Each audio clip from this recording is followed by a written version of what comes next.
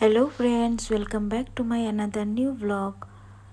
And তোমরা সবাই কেমন আছো? আশা করছি খুব খুব ভালো আছো। তো আজকে আমি আসছি দার্জিলিংয়ের একটা ফেমাস স্পট, দার্জিলিং জু। তো চলো দেখতে থাকো আমার সাথে। তো জুতে এন্ট্রি করার আগে আমরা প্রথমে টিকিট কেটে নিয়েছিলাম। টিকিটের প্রাইস ছিল 110 টাকা করে, আর তোমাদের সাথে যদি ক্যামেরা থাকে এক্সট্রা করে 10 টাকা দিতে হয়। তো চলে এসেছি একদম জুয়ের ভেতরে। তো এখন তোমাদেরকে টাইমিংটা বলে দিই। সকাল 8:30 থেকে বিকেল 4:30 অবধি জুটা খোলা থাকে। আর এই যে এখানে ছাড়া আছে হিমালয়ান থার, দেখতে কিছুটা ছাগলের মতোই। তারপর এসে গেছি আমরা এই খোলামেলা জায়গায়। কি সুন্দর পরিবেশটা।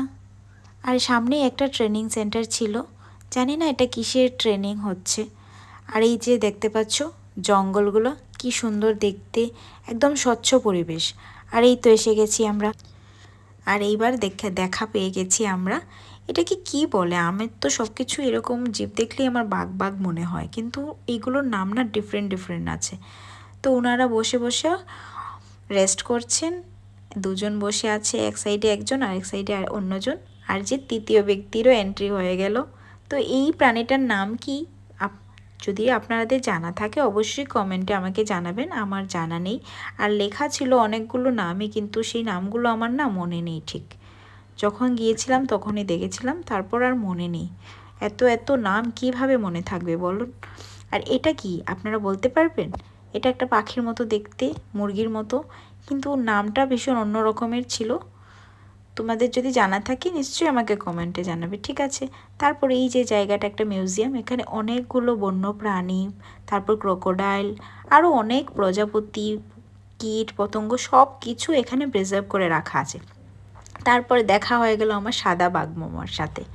এই বাঘমামাটা দেখতে যা ছিল, সামনে দেখলে তখনই বুঝতে পারবেন এত সুন্দর।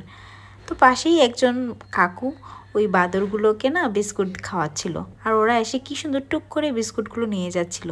তো আমাকে বললো তুমি দেবে? আমি বললাম না না, আমার ভয় লাগে যদি আঁচড় কেটে দে, তাই আমার আর দেওয়া হলো না। তারপর সব থেকে বিশিষ্ট প্রাণীর সাথে দেখা হয়ে গেল। আর এই হলো সেলফি জোন, ওনার সাথে সেলফি নিতে হয়, কিন্তু আমি নিইনি সেলফি। তারপর তো এই এতটুকুই।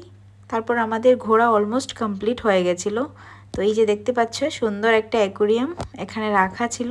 মানে আমি যা পেরেছি তাই রেকর্ড করে নিয়েছি, আমার ভাল লাগে এসব জিনিসগুলো রেকর্ড করতে, তাই আমি রেকর্ড করে নিয়েছি।